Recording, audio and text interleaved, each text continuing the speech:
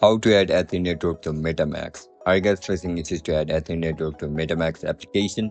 If that's so, then this video might help you out. Without further ado, let's get started. First of all, open MetaMask on your mobile device.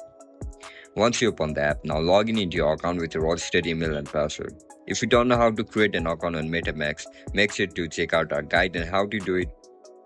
After you get logged in, now look at the right side of your screen where you can see this plus icon. Tap on it.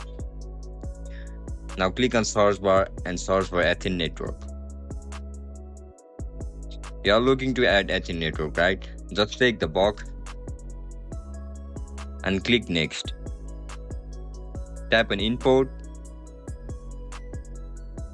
And as you guys can see, Athene Network has been added on our MetaMask application.